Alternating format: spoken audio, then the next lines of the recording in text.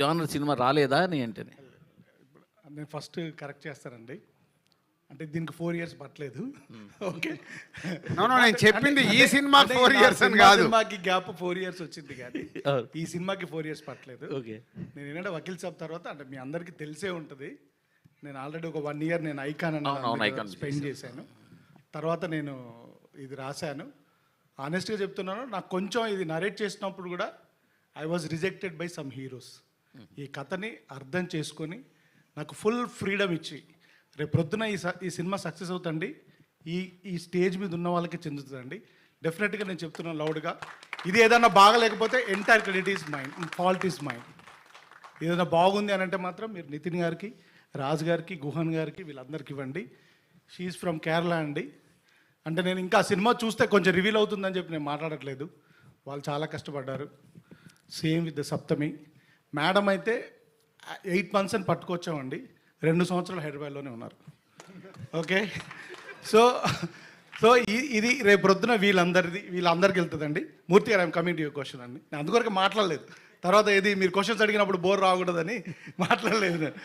Okay, so కొంచెం time పట్టిందండి. ఎందుకంటే మీకు తెలుసండి, యూజువల్గా మనం చేసుకున్న అంటే ప్లాన్స్ ప్రకారంగా సినిమాలు వెళ్ళవు. ఎందుకంటే అంటే ఇది అన్నీ కూడుతున్నాయి కదా సార్ ఒక షూటింగ్ జరిగేది. సో మాకు వెదర్ ఇష్యూస్ వచ్చాయి, చిన్న షెడ్యూల్ ఇష్యూస్ వచ్చాయి, డేట్ ఇష్యూస్ వచ్చాయి. అంటే ఆనెస్ట్గా అప్పుడు హీరో గారు కూడా యూ వాంటెడ్ టు డూ అంటే ఫాస్ట్గా చేయాలని, తను కూడా ఫాస్ట్గా ఒక 2 movies ఉన్నప్పుడే మేము ఈ సినిమా స్టార్ట్ చేశాము. సో చిన్న అలాంటి ఒక అంటే మల్టిపుల్ ఫిల్మ్స్ వల్ల కూడా చిన్న డేట్ ఇష్యూస్ వచ్చాయి. సో దానివల్ల కొంచెం డిలే అయితే అయ్యింది సార్, 100% అయింది. సో థ్యాంక్ యూ అండి, నేను డిలేగా వచ్చినా కానీ నేను కరెక్ట్గా వస్తారని మీరు రికగ్నైజ్ చేసినందుకు. అండ్ రాజుగారు చెప్పినప్పుడు ఏంటంటే సార్, అంటే అలా అని కాదు, అంటే ఇప్పుడు రాజుగారు చెప్పింది ఏంటంటే సార్, ఇది తెలుగులో అలా రాలేదు, దీనికి రిఫరెన్స్ లేదు అనేది కాదు. కొంచెం ఇలాంటి తక్కువ జానర్స్ ఆఫ్ సినిమాలు మనం తక్కువ చూస్తామనండి. ముఖ్యంగా మా బ్యానర్లో రాలేదండి. అంటే మన clean family entertainers, action, commercial సినిమాలో చూస్తాం కదా, ఇది అవుట్ అండ్ అవుట్ కమర్షియల్ సినిమానే సార్. కాకపోతే కొంచెం స్క్రీన్ ప్లే ఇంకో వేరేలాగా అల్లిన సినిమా అంతే. డెఫినెట్గా ఇలాంటి రిఫరెన్సెస్ ఉన్నాయండి, 100% ఉన్నాయి. రాజుగారు అలా ఇప్పుడు మనం ఏమంటామంటే సార్, తక్కువ ఉన్నదాన్ని వాడు మంచోడు రా, వాడు ఒక్కడే మంచోడు రా అంటాం. అంటే వాడు ఒక్కడే మంచోడు అనండి కాదు కదా, మూర్తి గారు టాప్ ఇప్పుడు అంటారు కదా. అంటే మూర్తి గారు అని కాదు, మూర్తి గారితో ఇంకా చాలా చాలా సార్ ఉన్నారు, వాళ్ళు ఉన్నారు.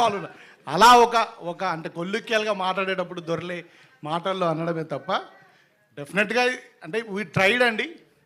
రేపు ప్రొద్దున మీరు చెప్పాలని కోరుకుంటున్నాను. నేను ఎప్పుడైనా కానీ డయాస్లో ఎప్పుడు నేను నా సినిమా ఇలా ఉందని ఇప్పటివరకు ఎప్పుడు మాట్లాడలేదండి.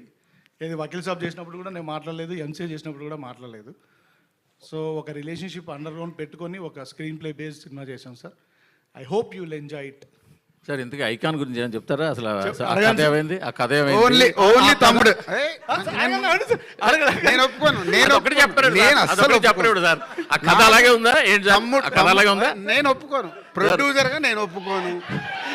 మన ఇద్దరు ఇంటర్వ్యూలో మాట్లాడుకుందాం సార్, మన ఇంటర్వ్యూలో మాట్లాడుకుందాం. ఆ కథ అలాగే ఉంది కదా సార్. మీరు ఐన్ టు ఐన్ ఆడుకున్నప్పుడు ఆడుకోండి. అలా కాదు సార్, ఎందుకు అడిగానంటే జనాల్లో ట్విట్టర్లో ఏమడుగుతున్నారంటే అదే కథ ఇదే అని అడుగుతున్నారు. కాదు అదే అడగండి మీరు. ఓకే, అదే ఇది ఐకాన్ కథ కాదండి. అది ఓకే, ఇది ఐకాన్ కథ కాదండి.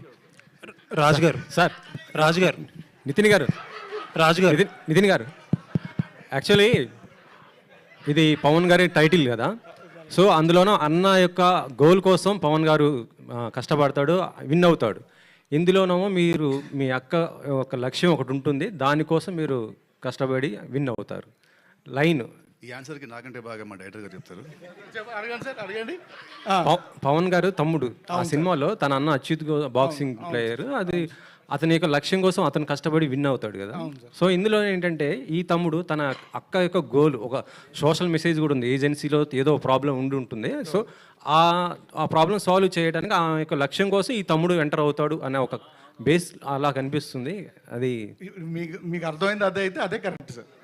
అదేనండి, మీకు అదే ట్రైలర్లో అదే అర్థమైందంటే అదే కరెక్ట్. కాదు సంక్రాంతికి వస్తున్నాం, గిఫ్ట్లు ఇచ్చాము, తమ్ముడు స్టోరీ కూడా అలానే రివ్యూ మారి ట్రైలర్ చూసి ఇంకొక చెప్పారు అట్లా. అందుకే తమ్ముడు కథ కరెక్ట్ చెప్పిన వాళ్ళకి మళ్ళీ ప్రొడ్యూసర్గా గిఫ్ట్. రాజుగారు కాదు సార్, రాజు గారు అయితే యాక్చువల్లీ మీ స్టోరీస్ మొత్తం కూడా లేడీ పాయింట్ ఆఫ్ వ్యూస్లో వస్తున్నాయి. అంటే వకీల్ సాబ్ చూసినా అందులో లేడీస్ ప్రాబ్లమ్స్ దాని గురించి, ఎంసీఏ వదిన భూమిక, ఇందులో లయ గారి క్యారెక్టర్ ఫస్ట్ సినిమా మర్చిపోయా, ఓ మై ఫ్రెండ్ కూడా అదే. ఏంటి ఎందుకని అంటే అన్ని ఇలా సార్ ఒక్కొక్కరికి ఒక సిగ్నేచర్ ఉంటుంది, ఒక ఎమోషన్ ఉంటుంది సార్. నా లైఫ్లో మా అక్క, మా అమ్మ, నా వైఫ్, నా కూతురు, ఇంతమంది లేడీస్ ఉన్నారు సార్ నా పక్కల. నా సినిమాలో ఎందుకు కూడకూడదు? నన్ను ఒక మాతృమూర్తి జన్మిస్తే నేను వచ్చాను. మా మదర్ అబాండెన్స్ లవ్ నేను లాయలేనండి. ఒక అక్క, ఒక చెల్లి, లేకపోతే ఒక మదరు, ఒక సిస్టరు, ఒక కూతురు, ఒక వైఫ్ లేకుండా నేను కథ రాయలేనండి. నేను ఈ క్యారెక్టర్స్ చుట్టే రాస్తాను. నేను సైన్స్ ఫిక్షన్ చేసిన ఇదే రాస్తాను, టైం ట్రావెల్ చేసిన ఇదే రాస్తాను. ఇప్పుడు ఇది ఒక ప్యారలల్ స్క్రీన్ ప్లే, ఇలాంటి ఒక ప్యారలల్ స్క్రీన్ ప్లే రాసిన అదే చేస్తానండి. నాతో వాళ్ళు ఇచ్చిన ఎమోషన్స్ దొరికిందిగా అన్ని ఉన్నాయండి నా దగ్గర, నేను అవి పంచుకుంటాను. అయితే ఈ సినిమాలో ముగ్గురు డిఓపీలు మార్చడానికి ఏంటి సార్ రీజన్? ముగ్గురు డిఓపీలు మార్చడానికి కారణం ఏంటంటే సార్, ఓన్లీ టైం సార్. మేము ఏంటంటే అనుకున్న టైంకి స్టార్ట్ చేసి అనుకున్న టైం కంప్లీట్ చేయకపోవడం వల్ల ముగ్గురు డిఓపీస్ మాట్లాడారు. అదే ఒక క్వశ్చన్, ఆ సినిమా గురించి కాదు సార్, అడగలేదు. అదే సార్, అంటే దాంట్లో ఉన్నది ఏంటి? మ్యూజిక్ డైరెక్టర్లు ఎవరు చేశారు అవన్నీ ఇప్పుడు ఎందుకు? మీ నుంచి సార్ నేను అందుకే తమ్ముడు గురించి అడగని అన్నా. రాజుగారు ఆల్మోస్ట్ 22 ఇయర్స్ జర్నీ ఏమో మీది, 22 ఇయర్స్ జర్నీ. అంటే అన్నీ సాఫీగా జరిగిపోతున్నప్పుడు ఎవరో ఏమీ మారరు, ఎవరైనా సరే, మామూలు మేమైనా అంతే, మీరైనా అంతే. సడన్గా లాస్ట్ టైం ఒక కపుల్ ఆఫ్ మంత్స్ బ్యాక్ మీరు ఫేక్ కలెక్షన్స్ మీద చాలా ఓకల్గా ఫస్ట్ మీరే మాట్లాడారు. ఇప్పుడు ఫేక్ వ్యూస్ గురించి మాట్లాడుతున్నారు. దిల్ రాజు గారిలో ఈ మార్పు రావడానికి ట్రిగర్ అయ్యింది కారణం ఏంటి? అంటే నాకు ఎప్పటి నుంచో లోపల అది బాధ ఉందండి. బాధ ఏంటంటే మనం లైఫ్లో ఫాల్స్గా బతకడం అలవాటు అవుతే అదే గ్రో అవుతూ ఉంటుంది. ఎస్పెషల్లీ మనకు సినిమా ఇండస్ట్రీలో, మీడియాలో ఇది ఎక్కువ ఉంటుంది. మీరు కూడా ఇప్పుడు మీడియాలో అక్కడ తమ్లైన్ ఒకటి ఉంటుంది, లోపలికి వెళ్ళి చూస్తే ఇంకోటి ఉంటుంది కదా. అంటే మనం అట్రాక్ట్ చేయడానికి, అది ఏం చేస్తున్నాము, అందరిని అట్రాక్ట్ చేయడానికి. మాకేంటి ఇప్పుడు ఒక ప్రొడ్యూసర్గా, అరే ఒక జెన్యున్గా మనం చేస్తున్నప్పుడు అది ప్రేక్షకుల దగ్గర రీచ్ అవుతే, నేను ఇందాక చెప్పిందే, మనకు అది పల్స్ తెలవాలి ఆడియన్స్కు, ఇది రీచ్ అవుతుందా లేదా అని.